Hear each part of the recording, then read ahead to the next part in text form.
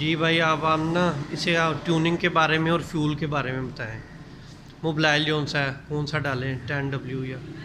सबसे पहले तो सर हम बात करेंगे बाइक की ट्यूनिंग के बारे में और मेंटेनेंस के बारे में।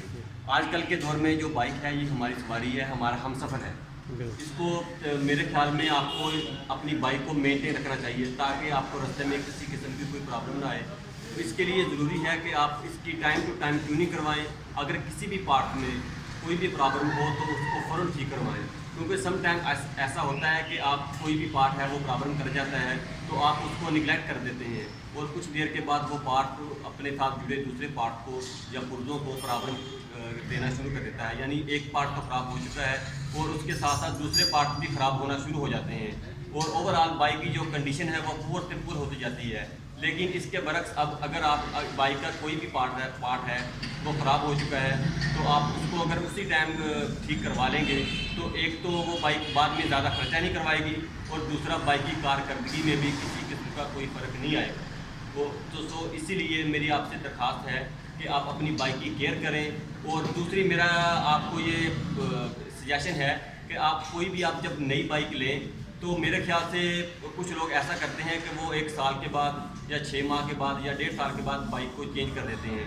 वो इसी वजह से चेंज करते हैं कि जब तक वो बाइक चलाते हैं तो वो बाइक की केयर नहीं करते, यानी ना टाइम से ट्यूनिंग करवाते हैं और ना वो इंजन ऑयल टाइम पर चेंज करते हैं, जिसकी वजह से बाइक की परफॉर्मेंस में कमी आना शुरू हो जाती है। जब वो 1.5 साल के बाद बाइक की परफॉर्मेंस में कमी आ जाती है तो वो बाइक सेल कर देते हैं और नई बाइक खरीद लेते हैं। और आप जब वो बाइक सेल करते हैं और नई बाइक खरीदते हैं तो इसमें तकरीबन अगर 1 to 5 की बात की जाए तो ये 40 से 50-60 हज़ार का खर्चा जो है वो एक पेनल्टी है जो बंदे को पड़ जाती है। तो अगर आप इसी बाइक की आप केयर करेंगे तो आप 2 साल के बाद 3 साल के बाद और अक्सर लोग ऐसे हैं जिनकी 5 से 6 साल के बाद भी बाइक की परफॉर्मेंस में कोई कमी वाकई नहीं होती। वो ये होता है कि इसका इंजन ऑयल भी टाइम पर चेंज करवाते हैं और उसके बाद जो ट्यूनिंग होती है वो भी टाइम पर करवाते हैं। अगर बाइक चलाते वक्त या कुछ अर्सा के बाद अगर बाइक का कोई पार्ट या पुर्जा ख़राब हो जाए तो उसको फ़ौरन वो मेंटेनेंस उसकी करवाते हैं।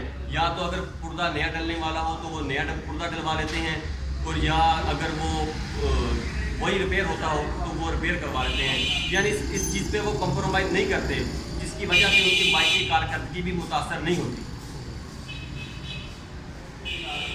और दूसरी बात यह है कि इंजन ऑयल कौन सा यूज़ करना चाहिए।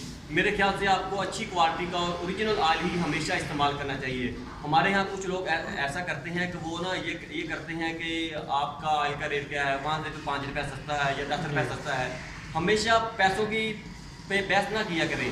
पैसों हाँ, अगर कोई ज़्यादती कर रहा है मतलब ज़्यादा पैसे चार्ज कर रहा है तो उसके आप बात करें, लेकिन सबसे पहले हमारा जो फोकस होना चाहिए वो ये होना चाहिए कि इंजन ऑयल ओरिजिनल क्वालिटी का होना चाहिए। हम 2 नंबर अगर आप 2 नंबर इंजन ऑयल डलवाएंगे या कोई बंदा आपको कहता है कि मैं आपको सस्ते में दे देता हूँ एक इंजन ऑयल, तो उसका नुकसान ये होगा कि आपकी बाइक का जो इंजन है 50-60 हज़ार चलेगा वो जल्दी ही ख़राब होना शुरू हो जाएगा। यानी उसकी जो एक लाइफ होती है आज तो देख देते हैं, मैं वीडियो